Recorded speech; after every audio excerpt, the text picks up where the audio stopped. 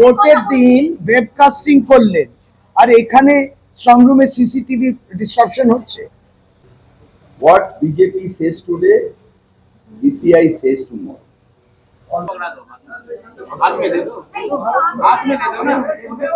আজকে আমরা সিও অফিসে এসেছি, তাকে মেল করা হয়েছিল মিস্টার মনোজ আগরওয়ালকে খুব আর্জেন্ট একটা বিষয় নিয়ে অ্যাপয়েন্টমেন্টের জন্য। মেলের কোনো উত্তর ফেরত আসেনি, সম্ভবত উনি অত্যন্ত অন্যান্য ব্যস্ততার মধ্যে রয়েছে, কিন্তু এই গুরুত্বপূর্ণ বিষয়টাও আমাদের আজকে বলা খুবই প্রয়োজন ছিল। আমরা অ্যাডিশনাল সিইওর সঙ্গে দেখা করলাম আজকে এই ডেলিগেশনে।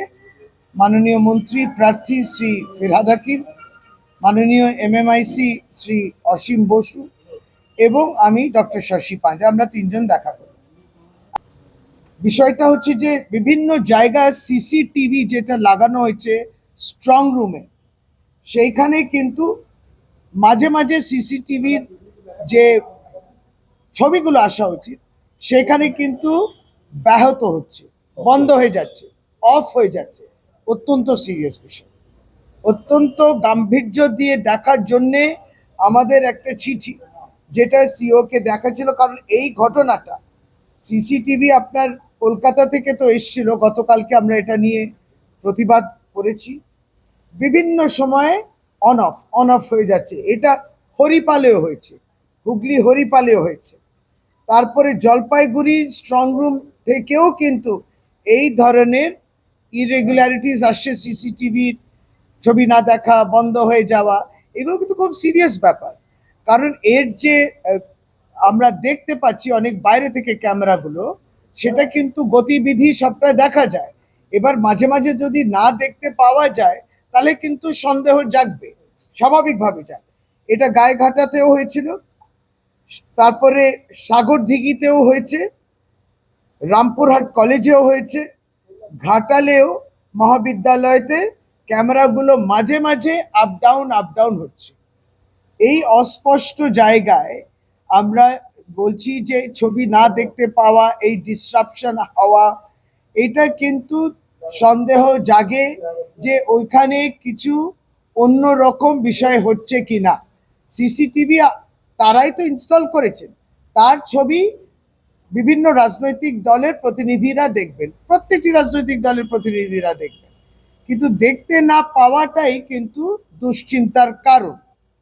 এবার দেখুন কতগুলো জায়গা, তারপরে তো এটা বিষয়টা আউশগ্রামে হয়েছে, আরামবাগে হয়েছে, নলহাটিতে হয়েছে, এগরাতে হয়েছে, শালবনীতে হয়েছে, তমলুকে, পটাশপুর, ইন্ডাস, হরিরামপুর, কুশমন্ডি, তপন, বালুরঘাট, রায়গঞ্জ, ইসলামপুর, তুফানগঞ্জ, জলপাইগুড়ি বলেছি, ময়নাগুড়ি, জয়নগর, কুলতলি, বারুইপুর পশ্চিম, কসবা, সাতগাছিয়া এবং গতকালকে আপনারা দেখেছেন ভবানীপুর অ্যাসেম্বলি কনস্টিটুয়েন্সি ও শেখাবত, ওখানে মাননীয় প্রার্থী মুখ্যমন্ত্রী শ্রীমতী মমতা বন্দ্যোপাধ্যায় গিয়েছিলেন। সুতরাং আমাদের দাবি কি?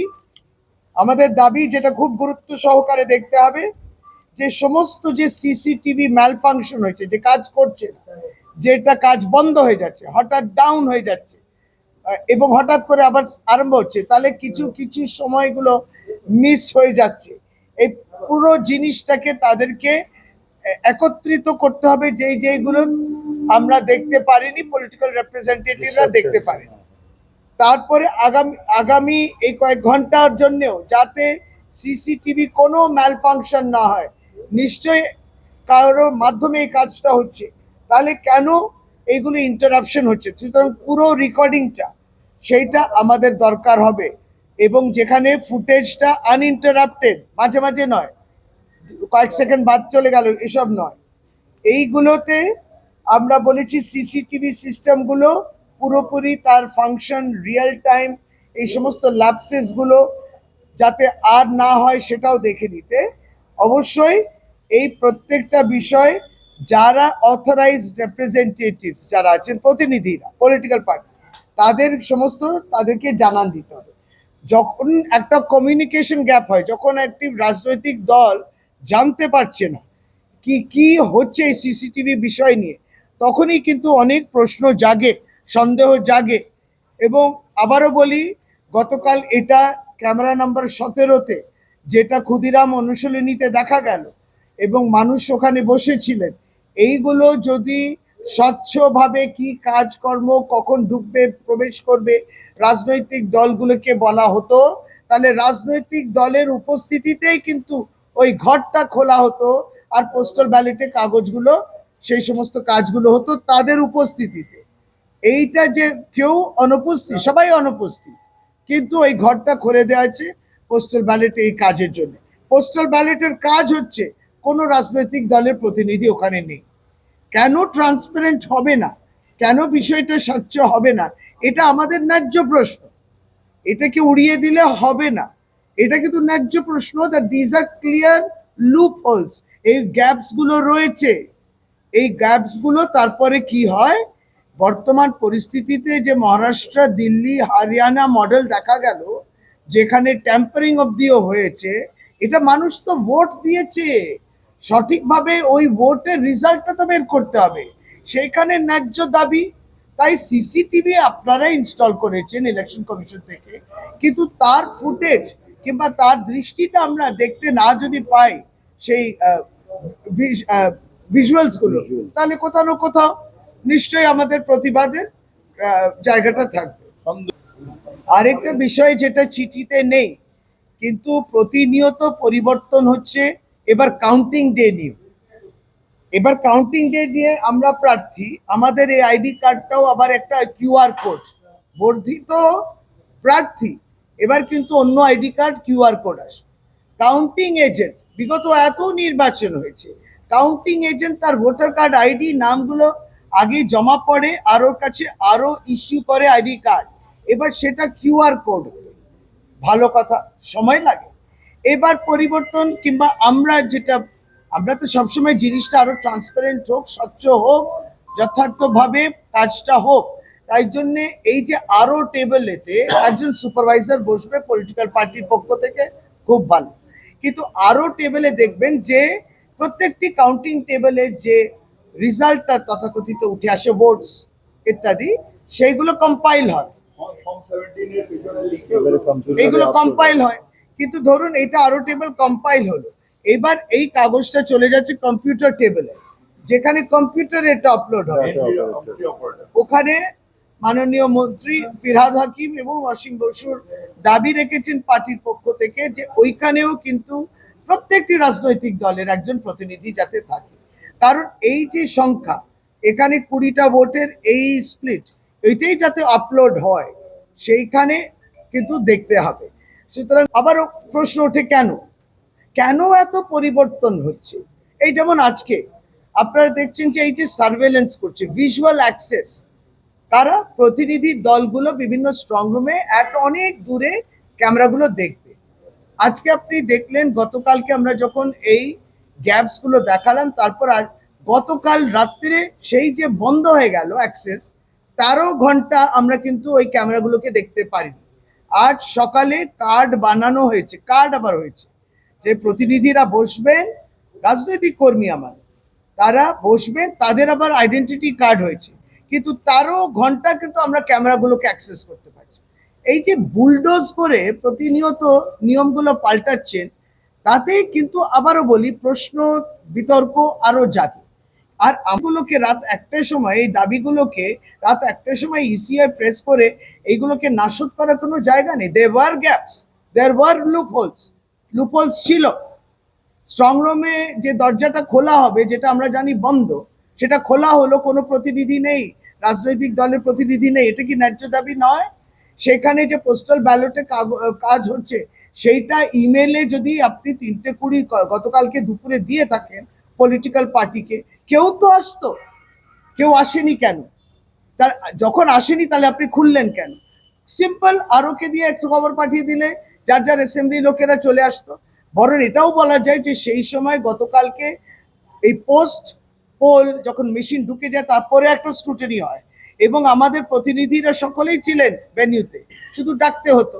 এই অস্বচ্ছ জায়গা, এবং তারপর আপনি খুলে দিয়ে ওখানে পোস্টাল ব্যালটের কাজ হচ্ছে। হার্ড কপি পোস্টাল ব্যালট নিয়ে কাজ হচ্ছে, রাজনৈতিক প্রতিনিধি নেই।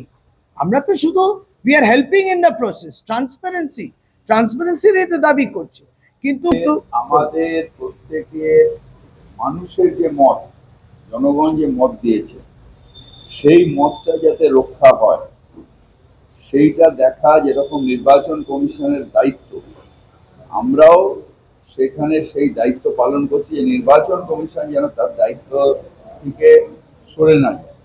তো তার যে লুপহোলস গুলো সেগুলোকে পয়েন্ট আউট করে দেওয়াটাও আমাদের কর্তব্য। তাই নির্বাচন কমিশনকে পয়েন্ট আউট করে দিচ্ছি যে যেটা উনি বললেন যে আপনার যদি খুলে পোস্টার ব্যালট বানানো থাকবে ওই স্ট্রং রুমের সামনে ওই জায়গায় না করে আপনার তো অন্য সব জায়গায় তাই হচ্ছে, একটা আলাদা রুম হচ্ছে, সেখানটা আপনারা নিয়ে গিয়ে পোস্টাল ব্যালট করছেন, রিপ্রেজেন্টেটিভ ডাকছেন। যদিও পোস্টাল ব্যালট বেশিরভাগই সেই কনস্টিটিউয়েন্সি নয়, অন্যান্য কনস্টিটিউয়েন্সিতে যাবে, কিন্তু আপনি করছেন। যখনই আপনি স্ট্রং রুমের সামনে এই কাজটা করছেন তখনই একটা সন্দেহ জাগে। ঠিক যে আমরা টিভিতে দেখতে, মানে যারা রয়েছে টিভিতে দেখতে পাচ্ছি, কিন্তু আপনাকে ওইখানটা করার দরকারটা কি ছিল? পোস্টাল ব্যালটটা তো চিরকালই আলাদা করে আরেকটা রুমের মধ্যে করা যায়, এবং সেখানে ডাকাটা, পলিটিক্যাল রিপ্রেজেন্টেটিভের ডাকাটা, এটা আপনার কাছে কর্তব্য। পলিটিক্যাল, কারণ আপনাকে শুধু কাজ করলে হবে না, সন্দেহের ওপরে গিয়ে কাজ করতে হবে। আমি একটা কাজ করলাম তারপরে বললাম আমি আমি পরিষ্কার, তা না। যেরকম বিচার করলে হয় না, বিচার দেখাতে হয় যে ডান টু বি জাস্টিস।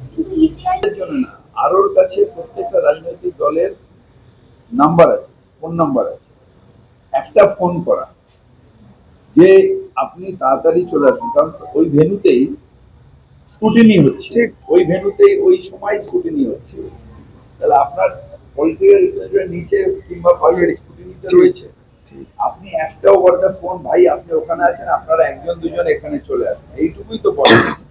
তার কারণ হচ্ছে আমরাও আরোর সাথে বা ইলেকশন কমিশনের সাথে সংঘাতে যেতে চাই না, কিন্তু ইলেকশন কমিশন নিজের থেকে, সেই ইসিআর থেকে শুরু করে এখনো পর্যন্ত এমন পরিস্থিতির সৃষ্টি করেছে যে আমরা সন্দেহটা দিনকে দিন আরো গভীরতর হচ্ছে।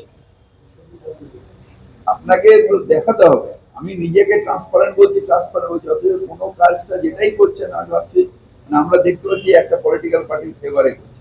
ন্যাচারালি আমার যখন, আপনি যখন এটা ছিঁড়ছেন আমার স্ট্রং রুমের সামনে বসে ওখানে ছিঁড়ছেন, তখনও তো আমার সন্দেহ হতে পারে যে স্ট্রং রুম থেকে কিছু বার করে নিলেন। আপনি একটা ফোন করে আমার ডাকতে, ওই প্রিমিসেসে আমরা রয়েছি, মানে ওনারা ছিলেন ওই প্রিমিসেসে, আপনি একটা ফোন করে ডেকে নিচ্ছি যে ভাই চলবে, একটা লোক পাঠিয়ে এই তিনজন চারজন আপনারা আছেন, দু একজন চলুন ওখানে, এইটুকুই তো। সেইটা করার জন্য মেল পাঠানো, পাঠানো, এইটা না করে, কারণ যখন ইলেকশন হয় আমরা তো আরোর সাথে ফোনেই কথা বলি যে স্যার ওই বুথে এখন মেশিনটা খারাপ, আমি কি মেল পাঠিয়ে বলি যে মেশিন খারাপ আছে, 1 ঘন্টা দাঁড়িয়ে আছে, আমরা ফোনেই বলি স্যার ওখানে মেশিনটা চালু হচ্ছে না, কি ওখানে এটা স্লো প্রসেসিং হচ্ছে স্যার, আপনি আরেকটা লোক দিন, নাহলে স্যার মানুষ হ্যারাস হচ্ছে, এটা আমরা বলতে থাকি। সেরকম আপনিও ফোন করে যদি বলেন আমাকে যে এখানে হচ্ছে, তাহলে তো এটা সন্দেহটা কেটে যায়। ভোটের দিন ওয়েবকাস্টিং করলেন, আর এখানে স্ট্রং রুমে সিসিটিভি ডিসরাপশন হচ্ছে, ম্যাচ করছে না। ওয়েবকাস্টিং হলো তখন অডিও ভিডিও সব হলো পোলিং বুথস থেকে, আর এখন সিসিটিভি ডিসরাপশন হলে আমরা কি মানবো বলুন, in this age of technology? আমরা এই বিষয় নিয়ে যখন প্রতিবাদ করলাম ক্ষুদিরাম অনুশীলনীতে, তারপরে যেই জায়গাতে কোনো রকম পারমিশন লাগতো না, ওই যে ক্যামেরা অবধি, সেখানে প্রেসেরও প্রবেশ অবাধ ছিল, পলিটিক্যাল রিপ্রেজেন্টেটিভেরও প্রবেশ অবাধ ছিল, কিন্তু সেই যে তখন আমাদেরকে ওখান থেকে বের করে ওইটা দুর্গ হয়ে গেল, ফোর্ট্রেস। তাহলে তো সারা রাত দেখা যায়নি, কারণ সারা রাত টাসল চলছে, কার্ড হবে বলে। এবার কার্ড হবে, উইচ ওয়াজ নেভার দেয়ার, এবার কার্ড হবে, তো রাত্রে তো কেউ কার্ড দিল না। তাহলে পরে আজ সকালে যখন পৌঁছে আমরা গুনেছি, 11টায় যখন পৌঁছে তখনও 13 আওয়ার্স পেরিয়ে গেছে, আমরা কিন্তু তখনও কার্ড সংগ্রহ করছি, নাম জমা দেবো, কার্ড আসবে। সো দোজ 13 আওয়ার্সও তো আমরা দেখতে পারিনি। তারা মনে করেছেন রিপল হবে, সেটা রিপল হবে বলছে। আমরা এটা নিয়ে কি বলবো? আমরা তো বলছি এটা তো কনফিডেন্স বিল্ডিং মেজার, যেখানে আপনার মনে হচ্ছে যে রিপোলটা প্রয়োজন, সেটা আপনি করছেন, খুব ভালো কথা। কিন্তু এটা আবার রাজনৈতিক একটা উত্তর থাকবে, এবং সেটা হচ্ছে যে ভারতীয় জনতা পার্টি রাজনৈতিক দল ভোটের দিন কিন্তু এইভাবে উস্কানো প্ররোচনা বহু জায়গা করেছে তাদের। আমরা সংযত ছিলাম, আমাদের কর্মীরা সংযত ছিল বলে, নাহলে পরে ওদের উদ্দেশ্য ছিল যে বহু জায়গায় এই রিপোল করাবে, বাংলাকে কালিমালিপ্ত করবো, গন্ডগোল করাবো। এটা আমরা একটা সিম্পল এক ভাষায় বলবো, একটা word, what BJP says today, DCI says tomorrow.